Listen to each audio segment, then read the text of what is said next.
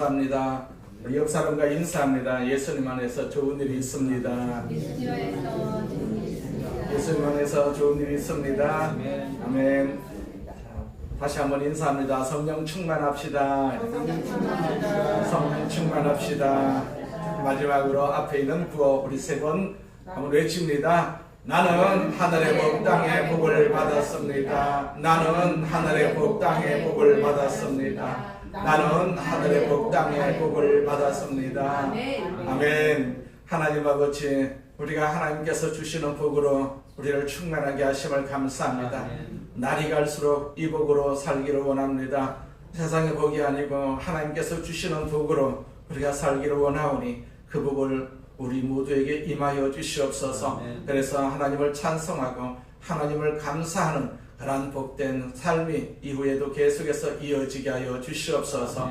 하나님께서 세우신 교회를 기억하여 주시고 이 교회가 주의 뜻을 이루어드리는 복된 교회가 되게 하여 주옵시고 속한 우리 모두에게 은혜와 축복이 넘치게 하여 주시옵소서. 예수님의 이름으로 기도드립니다. 아멘. 데살로니가 전서 1장 2절부터 10절 말씀을 가지고 믿음, 사랑, 소망을 기억함이니 라는 제목으로 같이 은혜를 나누고자 합니다. 우리가 오랫동안 언론계 이렇게 통용이 되어온 속설이 하나 있어요. 언론계에 흐르고 있는 그런 속설. 어떤 속설이냐 하면 좋은 소식은 뉴스가 아니다. 나쁜 소식이 좋은 뉴스다 라는 언론계에서 자주 인용되는 그러한 속설이라고 합니다. 정확한 의미는 사람들은요 평범하고 좋은 일보다는 충격적이고 좀 갈등이 있는 사건에 더 관심을 보이는 경향이 있기 때문에 이 언론도 그런 내용을 뉴스로 다루기 쉽다는 것이죠. 그래서 오늘날 우리는 날마다 뉴스의 이름으로 나쁜 소식을 접하면서 하루하루를 살아가고 있다라고도 볼 수가 있어요. 그런데 대신에 스트레스가 계속해서 올라갈 수밖에 없지 않습니까? 그래서 상대적으로 좋은 소식, 굿뉴스가 그리워지기도 합니다. 그런데 여러분, 이 성경이라는 책은 굿뉴스라는 책이라는 것 우리가 알고 있지 않습니까? 세상은 좋은 소식이 없습니다. 절대로 나쁜 소식입니다. 우리가 월드컵 소식도 조금 전에 나쁜 소식이 들려왔다라고 우리가 한탄을 하고 있어요. 좋은 소식이 없습니다. 좋은 소식이 없습니다. 성경만이 좋은 소식입니다. 천국의 소식이 바로 성경책에 있거든요. 그렇기 때문에 우리는 성경을 가까이 하고 그래서 좋은 소식을 우리가 하나님으로부터 자꾸 들어야 됩니다. 세상에 좋은 소식이 전혀 들리지 않지 않습니까? 특별히 우리가 신약 성경을 열면 신약 성경의 처음 책들이 마태복음, 마가복음, 누가복음, 요한복음 이렇게 시작이 됩니다.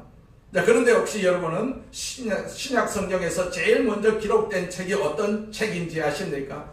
성경학자에 따라서는 야고보서가 제일 먼저 썼다 그렇게 주장하기도 합니다.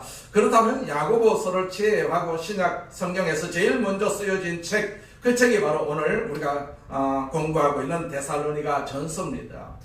바울이 쓴 편지들 가운데는 의문의 여지 없이 제일 먼저 쓰여진 서신서가 바로 이 데살로니가 전서입니다. 바울이 쓴 서신은요, 로마서, 고린도 전후서, 갈라디아서, 에베소서, 빌립보서, 골로새서, 데살로니가 전후서, 그리고 디모데 전후서, 디도서, 빌레몬서 이렇게 13권이 바울에 의해서 쓰여졌습니다. 아마도 바울이 세 차례에 걸쳐가지고 당시에 알려진 전 세계를 다니면서 선교 여행을 했다고 했는데 이때는 지금 데살로니가 전서를 쓰고 있는 이때는 제2차 전도에 그러니까 AD 50년부터 53년 사이였을 것이다 그렇게 추정을 하고 있어요. 그가 데살로니가에 와서 복음을 전하고 그 후에 아테네를 거쳐서 고린도로 갑니다. 그리고 고린도에서 상당히 오랫동안 머물게 되었는데 자기가 지나왔던 이 데살로니가 복음을 전했던 데살로니가를 생각하면서 편지를 쓰는데 그 편지가 바로 데살로니가 전서입니다. 그 당시 데살로니가는 오늘날도 마찬가지입니다만은 그리스의 제2도시입니다. 제2도시. 제일 큰 도시가 아테네입니다. 그 다음에 데살로니가입니다. 교통과 무역과 상업의 중심지가 바로 이 데살로니가입니다. 그 데살로니가를 지금은 데살로니키라고 부르고 있습니다. 데살로니키. 이름이 약간 달라졌어요. 주전 150년경부터 이 도시는 인구가 이미 20만 명을 넘어섰고 따라서 마케도니아 그 마케도니아의 어머니 도시라는 별명을 갖고 있었던 곳이 바로 데살로니케입니다. 지금 현재 데살로니케의 인구는 약 30만 명에 달하고 있다고 합니다. 우리나라에서 뭐 30만 명, 그러면 별로 큰 도시가 아닙니다. 그러나 그리스에서 아주 큰 도시, 두 번째 도시입니다. 이 데살로니케가. 바울은 자기의 동역자인 실라와 디모데를 동반하고 이제 유럽의 첫 번째 도시 빌립보를 떠나서 암빌로니아와 아볼로니아를 거쳐서 드디어 데살로니가에 도착을 합니다. 사도행전 17장 1절 말씀에 보면 그들이 아마 암비볼리아와 아볼로니아로 다녀가 데살로니가에 이르니 거기 유대인의 회당이 있는지라 그렇게 기록을 하고 있어요.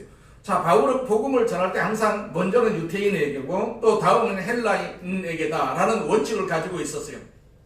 로마서 1장 16절 말씀을 보니까 나는 복음을 부끄러워하지 않습니다. 그것은 이 복음이 유대인으로부터 시작해서 이방인들에게 이르기까지 모든 믿는 사람을 구원에 이르게 하는 하나님의 능력이기 때문입니다. 그렇게 기록을 하고 있어요. 복음을 부끄러워하지 않는다. 전도하는 것을 부끄러워하지 않는다. 왜냐하니까 하나님의 능력이기 때문에 부끄러워하지 않는다. 우리가 신앙생활하는 것, 세상 사람들로부터 우리가 부끄러움을 당하지 않는 이유가 하나님의 능력을 우리가 믿고 있기 때문에 부끄러움을 당하지 않습니다. 세상 사람들은 우리를 비난하고 있다 할지라도 우리는 하나님의 능력을 믿는 하나님의 사람들이기 때문에 세상 사람들이 아무리 비난을 해도 우리가 부끄러움을 당하지 않는 것이죠. 회당은요, 이미 구약 성경을 알고 있고 메시아를 기다리는 사람들이 모여있는 준비된 어장이었어요. 그러니까 바울이 유대인이니까 유대인의 회당에 가서 유대인들을 먼저 접촉을 하는 것이죠. 맨 땅에 헤딩하는 것이 아니라 구약이라는 이 공통 분모를 가지고 예수 그리스도를 전파하기 가장 좋은 접촉점을 유대인들이 기거하는 회당을 선택을 한 것이죠. 우리가 외국에 이민을 가게 되면 한인들이 많이 있는 곳에 먼저 찾아가는 것과 똑같은 이치입니다. 실제로 바울은 이곳에서 새 안식일 동안 성경을 강론하면서 큰 부흥을 일으키게 됩니다. 바로 유대인 회당에서 바울은 약 한 달간 머무르면서 집중적으로 그리스도의 복음을 그렇게 전합니다. 오늘 본문 5절에 보니까 이는 우리 복음이 너희에게 말로만 이른 것이 아니라 또한 능력과 성령과 큰 확신으로 된 것임이라 그렇게 말씀하고 있어요. 그러니까 복음이 데살로니가란 도시에 놀라운 영향을 끼쳤다 이 말이거든요. 그렇다면 복음이 데살로니가 사람들에게 어떤 영향을 끼쳤을까요? 무슨 선물을 주었을까요? 복음이 데살로니가 사람들은 복음을 받아들이면서 세 가지 놀라운 변화를 체험했다라고 성경에서 기록하고 있어요. 여기 복음이 제공하는 놀라운 선물, 위대한 선물 세 가지가 있습니다. 첫째는 믿음이다 라고 성경에서 말씀하고 있어요. 복음이 제공하는 첫 번째 선물, 믿음입니다. 혹은 믿음의 역사입니다. 거기 보니까 너희의 믿음의 역사와 그렇게 기록을 하고 있어요. 이렇게 오늘 여러분과 제가 살고 있는 이 세상은 어쩌면 불신앙의 세상이라고 할 수가 있습니다. 믿지 못할 세상입니다. 믿지 못할 것으로 꽉 차 있는 세상이지 않습니까? 믿음의 대상을 상실한 세상이다. 우리가 이렇게 충분히 말할 수가 있습니다. 아무것도 그 누구도 믿을 수가 없는 세상입니다. 정치도 믿을 수가 없습니다. 경제도 믿을 수가 없습니다. 심지어 사람도 믿을 수가 없습니다. 하지만 이토록 믿을 수가 없다고 탄식하는 현상 뒤에는 인간의 아주 깊은 본성이 숨어 있다고 합니다. 자, 물이 없는 사막에서 목마름을 가장 강렬하게 느끼듯이 불신으로 가득 찬 세상이라는 탄식은요, 역설적으로 우리 내면에 온전히 믿고 또 의지할 대상을 향한 지독한 갈망이 살아있음을 증명할 수밖에 없지 않겠어요. 믿음의 대상을 우리가 상실했기 때문에 오히려 참된 믿음과 신실함의 가치는 그 어느 때보다도 보석처럼 귀해질 수밖에 없습니다. 수많은 문학작품과 역사 속 인물들이 고뇌했듯이 주변의 모든 환경이 흔들릴 때 인간은 결국 변하지 않는 하나의 버팀목을 찾기 마련이거든요. 눈에 보이는 세상과 사람에게 실망을 할 때 오히려 시선을 돌려서 시대를 초월한 절대적인 가치나 깊은 영적 진리에 뿌리를 내리는 성찰이 시작이 됩니다. 그런 의미에서 이 불신의 세상은요, 역설적이게도 우리에게는요, 당신은 지금 어디에 발을 디디고 서 있습니까? 라는 가장 본질적인 질문을 던지는 계기가 되기도 합니다. 말세가 되면 될수록 우리는 세상을 의지할 수가 없기 때문에 우리는 믿음의 버팀목을 찾을 수밖에 없지 않습니까? 세상이 아무리 믿을 수 없는 것으로 변할지라도 그 안에서 나만의 중심을 지키면서 묵묵히 진실함을 선택하는 발걸음은 더욱더 숭고해질 수밖에 없습니다. 진실된 지도자를 찾는 소리가 갈수록 커지고 있습니다. 이것은 거짓과 부패, 책임 회피가 반복될수록 사람들은 좀 정직하고 좀 신뢰할 수 있는 지도자를 더욱더 원할 수밖에 없지 않습니까? 진실이 우리 인간의 바른 정답입니다. 바른 정답입니다. 세상은 진실이 없습니다. 진리가 없습니다. 하나님 말씀밖에 진리가 아닙니다. 진실이 아닙니다. 인간은 결국 진실 위에서만 올바른 판단을 내리고 건강한 관계를 맺고 또 정의로운 사회를 세울 수가 있습니다. 거짓은 잠시 유리할 수가 있지만은 그리 오래 가지는 못합니다. 진실은 사람과 공동체를 바로 세우는 기준입니다. 진실의 사회가 되기를 우리는 날마다 소망해야 합니다. 비진실보다도 진실된 그런 세상에서 사는 것이 훨씬 더 우리가 편안할 수밖에 없지 않습니까? 그 데살로니가 사람들을 보십시오. 복음을 받아들인 순간 데살로니가 사람들은요 참된 믿음의 대상을 발견한 것입니다. 나를 위해서 십자가에서 대신 죽고 부활하신 그분 예수 그리스도를 만난 것입니다. 그들이 나를 위해서 목숨까지 내어주신 분, 이런 분을 믿지 않고 누구를 믿겠어요? 그의 죽으심으로 우리의 죄는 용서받고 그의 다시 사심으로 말미암아 우리에게 새로운 삶을 허락해 주신 분, 이런 분을 믿지 않고 누구를 믿고 따르겠습니까? 사도행전 17장 2절과 3절에 보면 바울이 데살로니가에 도착해가지고 이제 유태인 회당에서 새 안식일 동안 머물면서 복음을 전했다 이렇게 기록을 하고 있거든요. 바울이 자기의 관례대로 그들에게로 들어가서 새 안식일에 성경을 가지고 강론하며 뜻을 풀어 그리스도가 해를 받고 죽은 자 가운데서 다시 살아나야 할 것을 증언하고 이르되 내가 너희에게 전하는 이 예수가 곧 그리스도라 하니 그런 말씀이 있습니다. 바울이 데살로니가에 와서 전했던 그러한 복음의 핵심, 그 핵심은 바로 십자가에서 죽으시고 다시 사신 예수 그리스도였어요. 예수 그리스도. 예수는 어떤 분입니까? 로마서 4장 25절의 말씀을 읽어드릴게요. 예수는 우리가 범죄한 것 때문에 내줌이 되고 또한 우리를 의롭다 하시기 위하여 살아나셨느니라 그렇게 말씀하고 있어요. 예수님이 죄 문제를 해결하기 위해서 십자가에서 죽으셨다는 것입니다. 우리의 죄를 대신 짊어지시고 우리가 받을 심판을 대신 받으셨다는 얘기입니다. 그리고 부활하심으로 우리를 의롭게도 하시고 우리가 의 가운데 새 생명 가운데 살아가도록 하기 위해서 그분은 다시 살아나셨다는 얘기입니다. 그렇다면 이 복음이 데살로니가 성도들에게 선물했던 첫 번째 선물, 그것은 바로 그 예수 그리스도를 믿는 믿음이었다라고 우리에게 교훈하고 있습니다. 그 믿음으로 그들은 구원을 경험을 한 것이죠. 그러나 구원만 경험한 것이 아닙니다. 구원받는 믿음만 복음이 선물하는 것이 아니고 그 믿음으로 살아가고 믿음으로 행동하는 삶을 선물한 것이죠. 복음에는 반드시 행동이 따릅니다. 복음만 믿는 것으로 끝나는 것이 아니라 행동이 따를 수밖에 없지 않습니까? 그래서 바울은 여기 데살로니가 전서 1장 2절과 3절에서 데살로니가 성도들을 생각하면서 내가 감사하는 마음이 있는데 그 첫 번째는 그들에게 있었던 믿음 때문에, 그 믿음 때문에 행한 일들 때문이라고 그렇게 말하고 있습니다. 여기서 역사라는 말은 히라버 원어 성경에서는 에르곤이라는 단어로 쓰여져 있어요. 영어로 번역을 하자면 그냥 믿음의 사역, 믿음의 결과로서의 어떤 사역 혹은 믿음이 가져온 행동이다 그렇게 말하고 있어요. 그 참된 믿음은요, 우리가 믿음으로 사역하게 만들고 믿음으로 행동하게 만드는 것입니다. 그래서 쉬운 성경에서는요, 믿음으로 행한 일들이다 그렇게 기록을 하고 있어요. 믿고 믿음으로 행한 일들이 따라라고 우리는 그렇게 데살로니가 성도들의 모습을 볼 수가 있습니다. 자, 과거 우리나라가 실제로 일본의 그 통치를 받고 있었을 때 많은 그 애국 지사들이 상당히 집단적으로 기독교에 이렇게 귀의하는 일들이 일어났어요. 그 이유가 도대체 뭘까? 김구 선생님의 그 증언에 따르게 되면 그리스도인들이 가장 믿을 수가 있는 사람이었다라고 말을 합니다. 그래서 김구 선생 자신도 여러 종교를 섭렵을 했지만은 마지막에 그가 이제 상해에서 본격적으로 독립운동을 하면서 그는 기독교 신앙에 귀의를 합니다. 복음이 그들을 믿음의 사람이 되게 한 것이죠. 그래서 정직한 사람이다.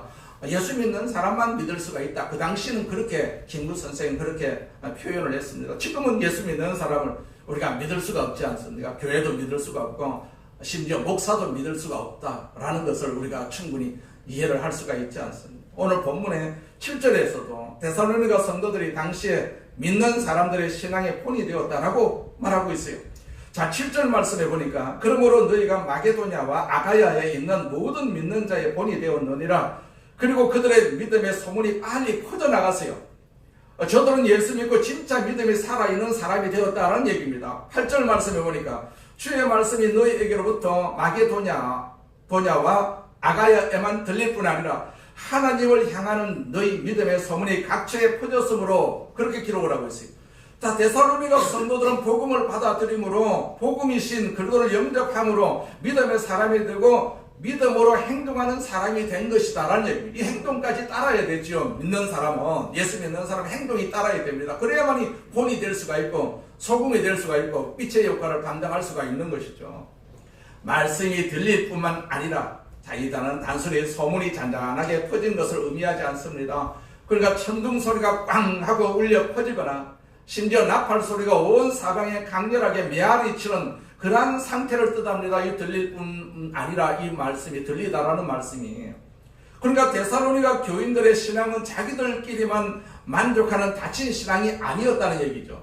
그들의 삶과 고백은요, 주변 세상을 향해서 거대한 영적 그 스피커처럼 복음의 소리를 세차게 품어내고 있었어요. 바울은 이들의 소문이 마케도니아와 아가야에만 들릴 뿐 아니라 각처에 퍼졌다 그렇게 말하고 있어요. 이 마케도니아는요, 데살로니가와 또 빌립보가 속한 그리스 북부 지방입니다. 그리고 아가야는요, 아테네와 고린도가 있는 그리스 남부 지방입니다. 그러니까 그리스 전역에 이들의 이 데살로니가 성도들의 믿음이 알려졌다는 뜻이거든요. 데살로니가는 로마의 주요 그런 간선 도로인 로마 사람들이 지나가고 무역할 수 있는 그런 항구 도시였어요. 수많은 사람이 오가는 교통의 요충지였기에 이들이 우상을 버리고 하나님께 돌아왔다는 소식은요, 여행가들의 입을 타고 문자 그대로 각처로 이렇게 뻗어나갈 수밖에 없었어요. 빠르게 뻗어나갔습니다. 환경적 이점을 복음 유통의 통로로 온전히 선용을 한 것이죠. 우리는 아무 말도 할 것이 없노라. 자, 이 대목은요, 사역자인 바울이 성도들에게 줄 수 있는 가장 극진한 칭찬이라고 할 수가 있지요. 바울이 새로운 지역에 가서 내가 데살로니가에서 복음을 전할 때 이런 놀라운 일이 있었습니다 라고 자랑할 필요가 전혀 없었다는 얘기입니다. 오히려 바울이 다른 도시에 도착을 하게 되면, 자, 그곳 사람들이 먼저 다가와가지고 바울에게 물어요. 데살로니가 사람들이 우상을 버리고 살아계신 하나님을 섬긴다면서요? 그들이 박해 속에서도 믿음을 지켰다면서요? 이렇게 바울에게 이야기를 들려주었습니다. 바울이 전도하기 전에, 데살로니가 사람들의 행편을 전하기 전에 먼저 데살로니가의 사람들이, 성도들이 행했던 그런 믿음의 모든 모습들을 소문을 듣고 오히려 바울에게 질문을 합니다. 복음을 전하는 주체가 바울에게서 오히려 데살로니가 성도들로 완전히 전환된 그런 아름다운 순간이 되었어요. 데살로니가 교회는 세워진 지 1년도 채 안 되는 아주 심한 박해를 받던 개척교회였어요. 조건과 상황은 열악했지만은 그들이 믿는 복음만큼은 진짜였어요. 진짜. 복음을 귀로만 듣지 않고 삶의 양식으로 삼았기 때문에 그들의 존재 자체가 복음의 강력한 증거가 되었다라는 사실을 우리가 알 수가 있어요.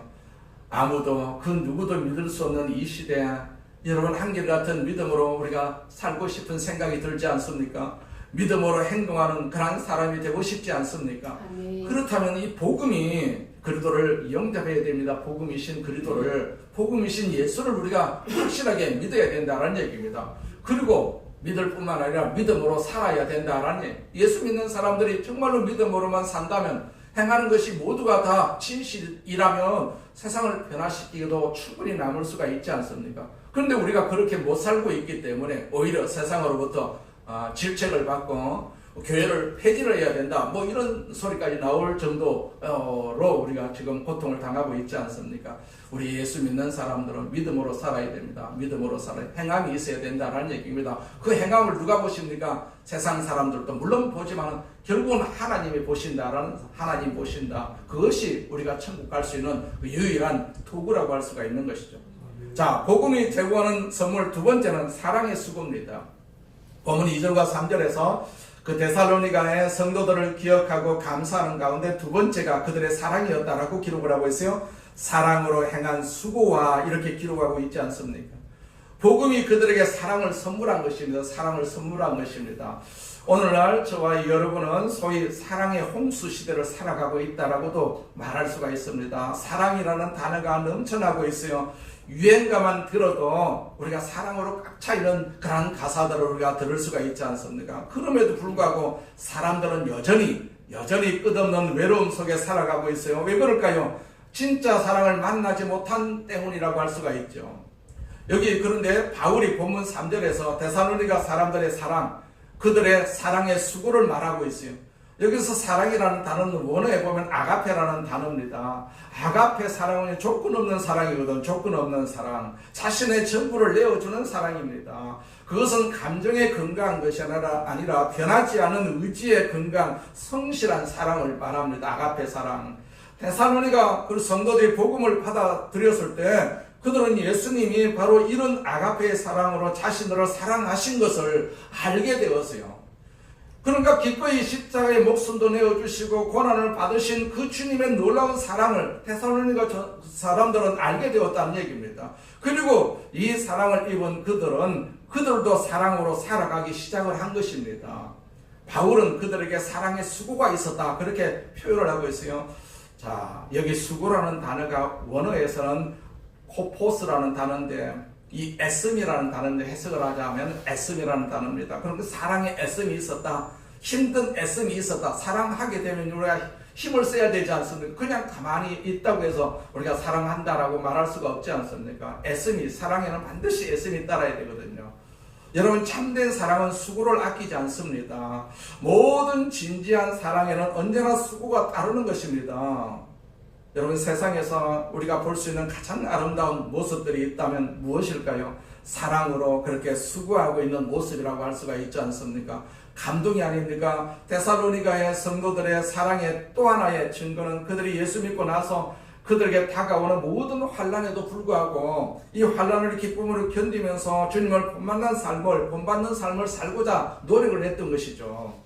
본문 6절 말씀을 보니까 또 너희는 많은 환난 가운데서 성령의 기쁨으로 말씀을 받아 우리와 주를 본받은 자가 되었으니, 자, 데살로니가 성도들이 바울의 일행처럼 주님을 본받는 자가 되었어요. 여러분, 이제 우리처럼 주님을 본받는 자가 되었습니다. 그렇게 바울이 칭찬을 하는 것을 볼 수가 있습니다. 우리도 전도를 하니까 주님을 본받은 자 대표적인 그런 몸이지 않습니까? 그런데 데살로니가 성도들은 우리와 똑같이 그렇게 주님을 본받는 그런 사랑을 행하고 있었다라고 바울이 칭찬을 합니다. 여러분, 사랑에는요 강력한 전념성이 있어요. 우리가 복음 안에서 사랑하는 사람들을 접촉하게 되면 우리도 그 사랑을 배울 수밖에 없지 않습니까? 학습을 하게 됩니다. 그리고 그 사랑의 본을 따라가게 되는 것입니다. 그리고 그것은 주변에 그 사랑의 놀라운 파장과 변화를 일으킵니다. 우리가 국내에서도 기독교 성지순례를 할 수 있는 곳이 많이 있지 않습니까? 특별히 강화도에 가시게 되면 강화도 송해면에 위치한 기독교 대한감리회, 그 홍희 감리교회가 있어요. 이 교회는 1896년에 설립된 그 강화도에서 역사상 두 번째 개신교 교회입니다. 처음 이 강화도에 기독교의 복음이 처음 들어왔을 때 조지 하이버 존스라는 선교사가 복음을 전했습니다. 그때 이 마을에 살던 종순일 씨라는 분이 예수를 믿게 되었어요. 종순일 씨가 예수를 믿게 되었습니다. 그런데 이분은 마을에서 최고로 부자였어요. 그에게 빚을 진 사람들이 마을에 굉장히 많았습니다.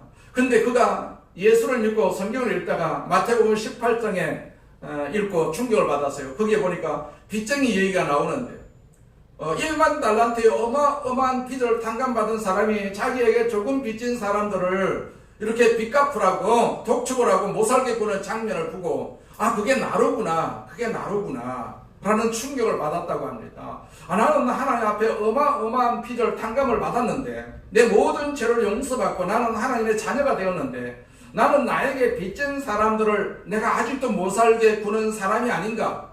그가 충격을 받고 고민하고 회개하고 기도하다가 자기가 빚진 사람들을 마을에 다 모았어요. 그리고 그들에게 쓰게 했던 차용증서, 빈 문서를 다 이렇게 쌓아놓고 그들 앞에서 그 차용증서를 전부 다 불태워버렸습니다. 그리고 이렇게 선언합니다. 내가 예수를 믿고 보니까 당신들이 나에게 진 빚은 아무것도 아닌데 그거 가지고 당신들을 내가 힘들게 했지요.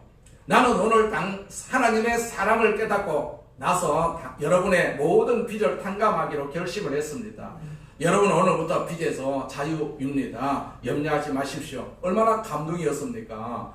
그런데 거기서 끝나지 않아요. 이런 사랑의 강력한 실천은요, 마을 전체를 뒤흔들었습니다. 그래서 마을 거의 대다수가 예수님 믿고 예수님 앞으로 돌아옵니다. 이 종순일 씨를 본받아가지고.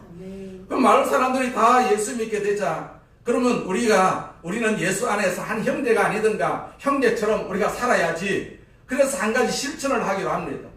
우리가 성은 바꿀 수가 없지만은, 조상으로부터 내려온 성은 바꿀 수가 없지만은, 우리 이름 중에서 가운데 마지막 자에 믿을 신을 넣거나, 또 우리가 하나 되었다는 의미로 한 일자를 끝에다가 넣거나, 이렇게 이름을 바꾸고 진짜 형제로 우리가 살자.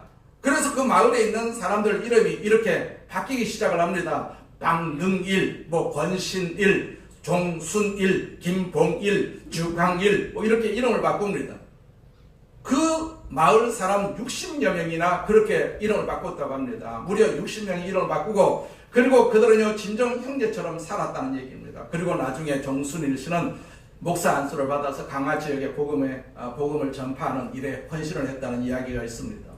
이것이 복음의 능력이고 사랑의 힘이라는 것을 우리가 충분히 알 수가 있지 않습니까?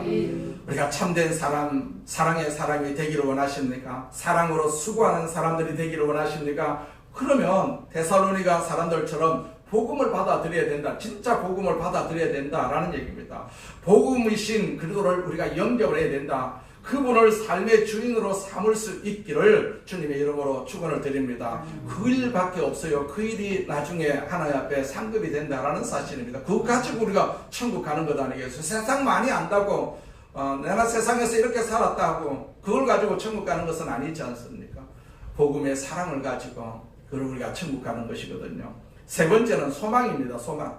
자, 복음이 제공하는 첫 번째가 믿음이고, 두 번째가 사랑이고, 그리고 세 번째는 소망의 인내다라고 기록을 하고 있어요. 우리 주 예수 그리스도에 대한 소망의 인내를 이렇게 성경은 기록을 하고 있죠. 자, 오늘 우리가 살아가고 있는 이 시대에 비극이 있다면 사람들이 희망을 잃고 있다는 것입니다. 특별히 이제 코로나 시대를 지나오면서 그 통과를 하면서 이런 절망은 세계적인 그런 보편적 징후가 되고 있어요. 그리고 지금은 전쟁의 시대를 지금 살고 있지 않습니까? 전쟁이 끊이지 않고 있어요. 옛날 같으면 전쟁이 며칠 하다가 끊어지고 그랬었는데 지금은 전쟁이 끊어지지 않습니다. 이게 전쟁의 시대라고 할 수가 있어요. 우리나라도 언제 또 전쟁이 시작될지도 모릅니다. 전쟁의 시대예요. 전쟁의 시대. 자, 우리는 우리 시대에 다시 한번 희망의 노래를 부를 수가 있을까요? 여러분, 참된 믿음과 가짜 믿음의 차이가 뭘까요? 믿음이 있는 사람과 믿음이 없는 그 사람의 차이가 무엇일까요? 가장 극명한 차이가 있다면 그것은 고난을 당할 때 인내하는 정도를 보면 충분히 알 수가 있어요. 여러분, 사실 믿는 사람도 믿지 않는 사람도 고난은 똑같이 받을 수밖에 없지 않습니까? 우리가 예수 믿는다고 해서 모든 고난이 면제된다고 성경은 가르치지 않습니다. 우리도 고난을 동일하게 받습니다. 그런데 믿음을 갖게 된 사람, 믿음이 있는 사람은요, 고난을 잘 견딜 수가 있다는 겁니다. 왜 그럴까요? 우리에게는 궁극적인 희망이 있기 때문에, 궁극적 소망, 즉 하나님 나라의 소망, 천국 소망이 있기 때문에 우리가 견딜 수가 있는 것입니다. 복음이 바로 그 소망을 가져다 주었기 때문에 우리는 소망으로 인내할 줄 안다는 것입니다. 여기 보면 3절의 말씀을 쉬운 성경으로 읽어드리겠습니다. 여러분이 믿음으로 행한 일들과 사랑으로 행한 수고와 우리 주 예수 그리스도 안에서 굳건히 소망을 지켜가는 모습을 보면 늘 하나님께 감사하고 있습니다. 그렇게 바울이 고백을 합니다. 우리가 복음을 받아들이는 순간 우리는 예수 그리스도의 구주 되심과 부활을 믿게 됩니다. 그분은 나를 위해서 죽으셨고 나를 위해서 부활하셨고 거기서 끝나지 않습니다. 거기서 끝나지 않습니다. 부활하신 예수님이 승천을 하셨다라고 성경에서 기록을 하고 있어요. 그러나 예수 그리스도의 드라마는 거기서 또 끝나지 않습니다. 성경은 증언하기를 그는 어느 날 역사 속에 다시 돌아오신다라는 사실입니다. 그 약속을 하고 계세요. 이것을 우리는 그리스도의 재림이다 그렇게 말하고 있지 않습니까? 그리고 그가 다시 오시는 순간 역사에 대한 심판이 이루어질 것이고 역사의 모든 오류는 바로 잡힐 것이고 우리가 역사에 대해서 묻고 있는 숱한 수수께끼 같은 질문들은요 그때 다 해답을 얻게 될 것이다 라고 말씀하고 있어요.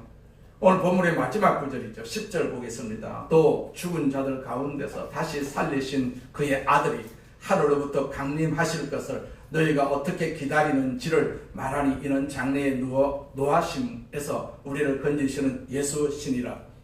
자, 기독교의 소망은 막연한 낙관론이나 기적을 바라는 유행이 아닙니다. 바울은 그 소망의 기초가 바로 예수 그리스도의 부활이다. 죽은 자들 가운데서 다시 살리신 그의 아들이라 라고 역사적 사실을 위해 있음을 분명히 하고 있습니다. 죽음이라는 절대적인 절망을 깨뜨리신 분위기에 그분이 다시 오시겠다고 약속 또한 반드시 이루어질 것을 믿을 수가 있는 것 아니겠습니까?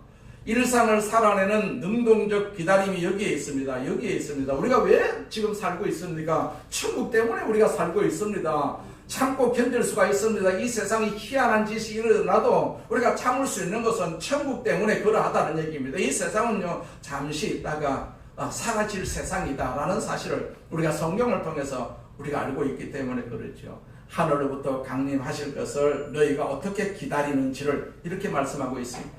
여기서 기다린다라는 것은 아무것도 하지 않고 먼저 감나무 밑에서 감이 떨어지기를 기다리는 그런 수동적 상태가 아닙니다. 헬라어 원어적 의미는요 깨어서 준비하며 학습고 고대하다라는 강력한 능동성을 지니고 있습니다. 우리는 천국을 학습고대하면서 깨어서 준비하면서 기다려야 됩니다. 가만히 앉아서 천국 오겠지 하고 기다리는 것이 아닙니다. 깨어서 준비하면서 우리가 기다려야 할 필요가 있어요.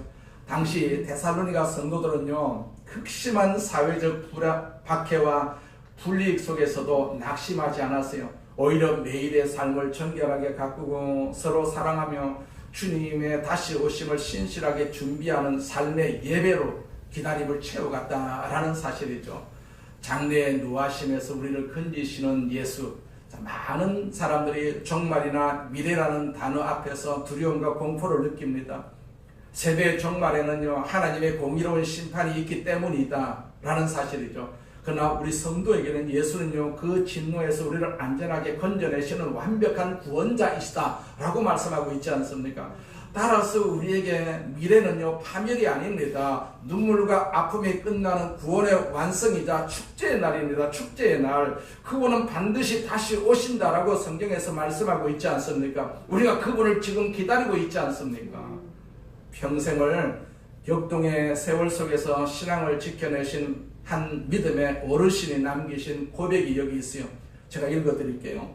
제 나이 70을 훌쩍 넘기고 나니 세상의 많은 것들이 변하고 사라지는 것을 보았습니다. 젊은 날 그토록 대단해 보이던 성공도 그 빌딩들도 뜨거웠던 청춘의 기억도 시간이 지나니까 저녁 노을처럼 희미해지더군요.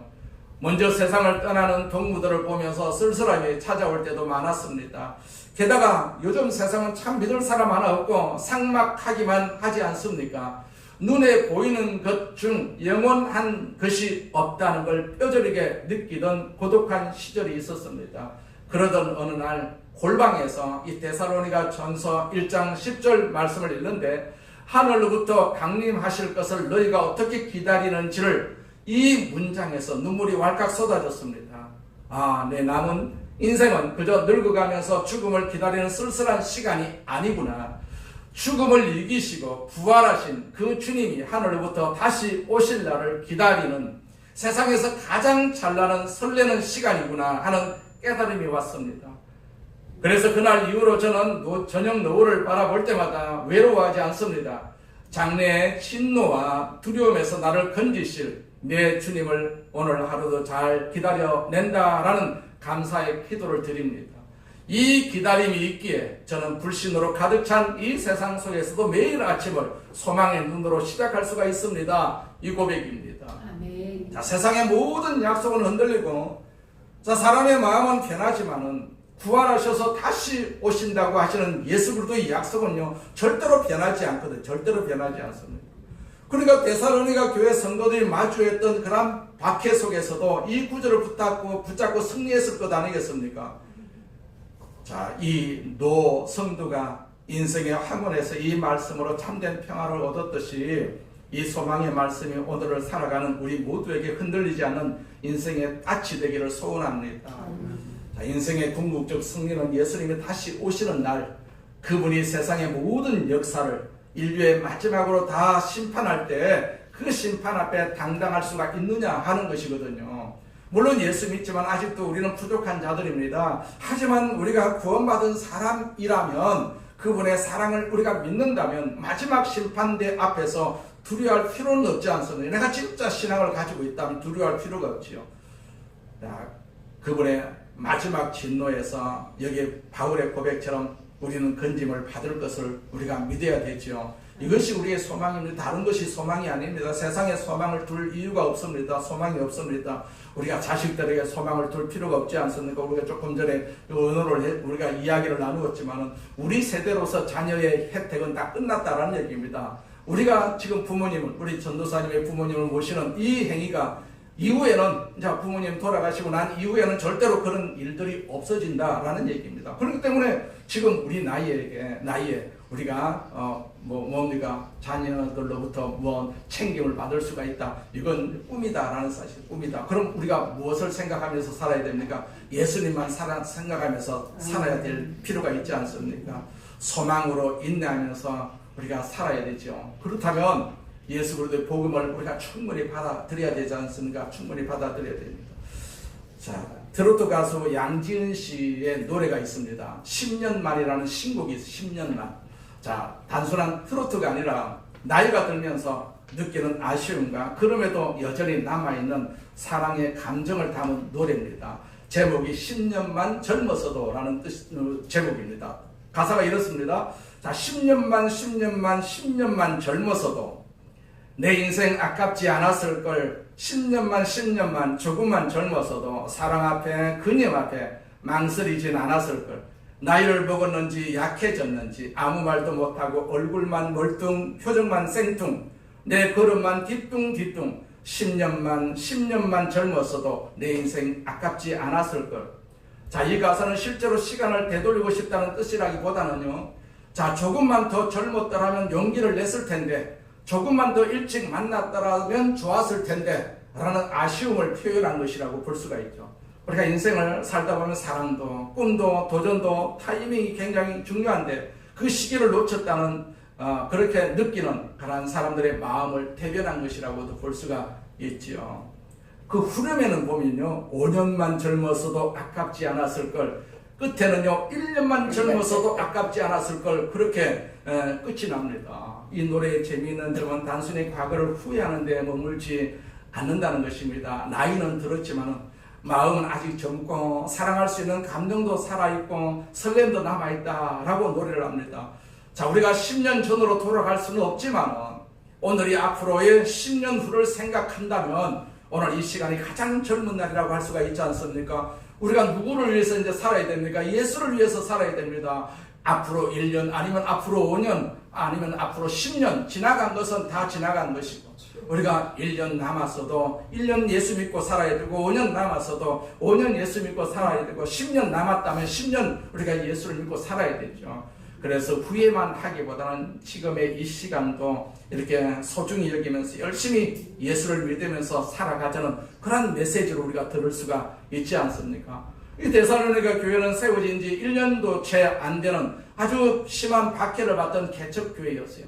조건과 상황은 열악했지만 그들이 믿는 복음만큼은 진짜였어요. 복음을 귀로만 듣지 않고 그렇게 삶의 양식으로 삼았기에 자, 그들은 존재 자체가 복음의 강력한 증거가 되었다라는 사실을 우리가 알 수가 있지 않습니까? 그 아들 예수님은 하나님의 노여운 심판에서 우리를 구원해 주실 것입니다. 그분은 반드시 다시 오십니다. 우리가 사는 시대에 쉽게 우리 인내심이 바닥이 나고 고갈 나는 시대, 여러분 무엇으로 이런 인내를 가질 수가 있겠습니까? 소망의 인내, 천국의 소망을 가진 사람만이 버틸 수가 있는 놀라운 인내, 복음의 능력인 것을 우리는 기억해야 될 줄로 믿습니다. 여러분, 이 복음을 우리도 확실하게 받아들여야 되지 않습니까? 이 복음이 진짜라는 얘기입니다. 그 진짜를 품고 하루하루 사시기를 주님의 이름으로 축원을 드립니다. 그분은 반드시 다시 오십니다. 아멘입니까? 반드시 오신다는 그런 사실을 우리가 믿고 주님을 우리가 붙잡고 우리가 남은 여생을 살아야 될 줄로 믿습니다. 자, 우리 노래 한 곡 한번 들어보겠습니다.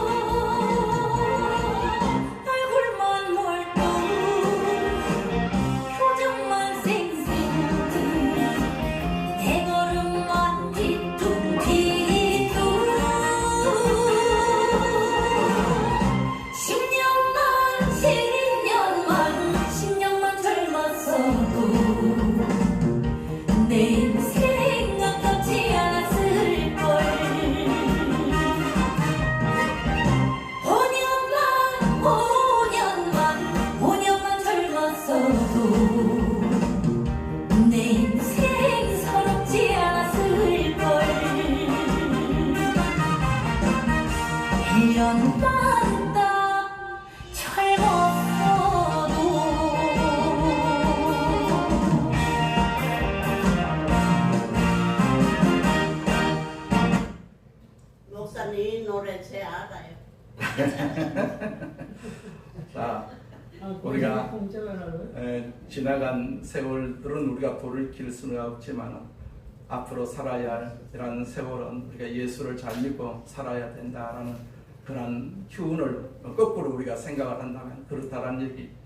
우리가 지금부터 잘 살아야 되죠. 나중에 우리가 10년을 되돌아보게 되면 그때 잘 살았을 걸 그렇게 우리가 생각할 때가 많이 있지 않습니까? 그때 예수를 내가 잘 믿을 걸. 그러나 앞으로 10년 동안 또 살할 수 있는 기회를 하나님께서 주셨어요. 그럼 지금부터 우리가 잘 믿어야 되지 않습니까? 그래야만이 우리가 후회가 없다라는 사실입니다.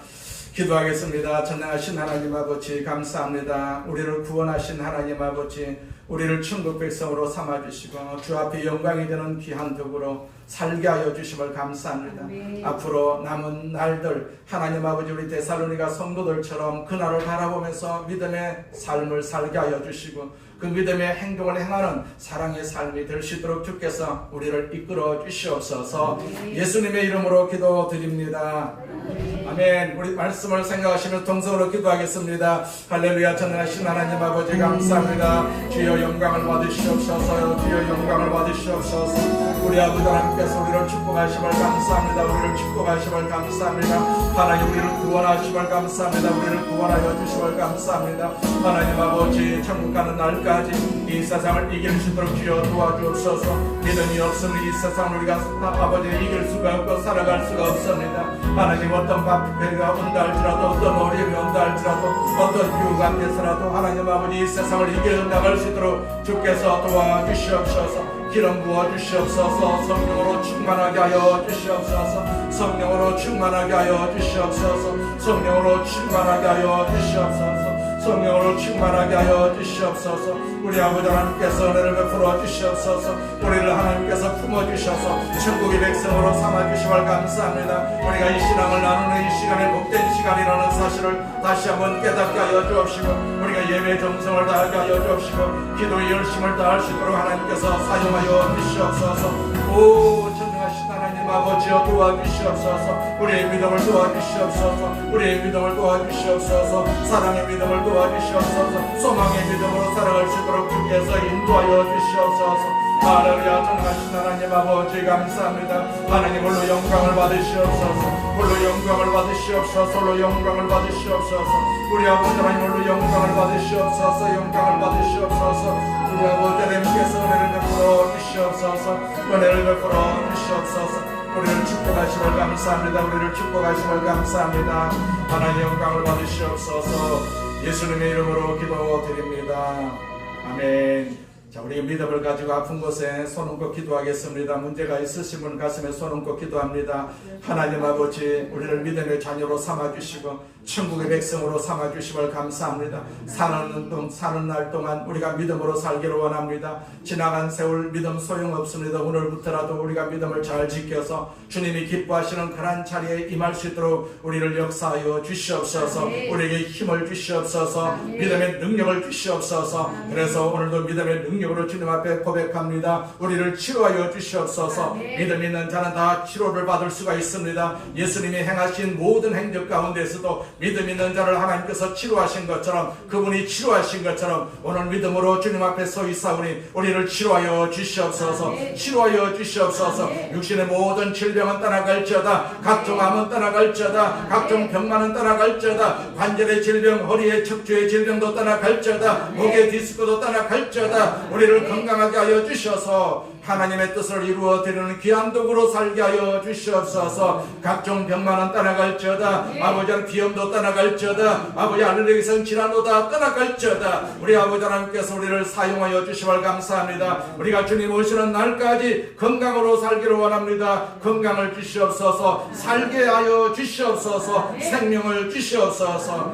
하나님 아버지 생활 속에 여러 가지 문제가 있어서 주님 앞에 기도합니다. 무엇이든지 기도하라고 말씀하셨습니다. 장막의 문제를 놓고 기도합니다. 하나님께서 우리에게 주시고자 원하는 장막도 허락하여 주시옵소서. 사업에도 하나님께서 축복하여 주시옵소서. 우리 자녀들을 축복합니다. 아버지 우리 자손들을 축복합니다. 믿음의 후손들입니다. 이 믿음의 역사가 이 시간의 역사가 우리 자녀들에게 임하게 하여 주옵시고 우리 자손들에게도 임하여 주시옵소서. 아브라함을 축복하신 하나님께서 그 후손들을 축복하신 것처럼 오늘 우리를 축복하신 하나님의 축복이 우리 자녀들에게도 임할지어다. 우리 자손들에게도 임할지어다. 우리의 자손 천대까지 그 복을 하나님께서 허락하여 주신다고 말씀하여 주셨사오니 오늘 그 말씀이 이루어지게 하여 주시옵소서. 우리를 괴롭히는 모든 악한 세력들은 다 떠나갈지어다. 악한 세력들은 다 떠나갈지어다. 하나님의 선한 역사가 성령의 역사가 우리 삶의 장에 넘치도록 임하여 주시옵소서. 우리를 축복하심을 감사합니다. 영광을 받으시옵소서. 예수님의 이름으로 기도드립니다. 아멘.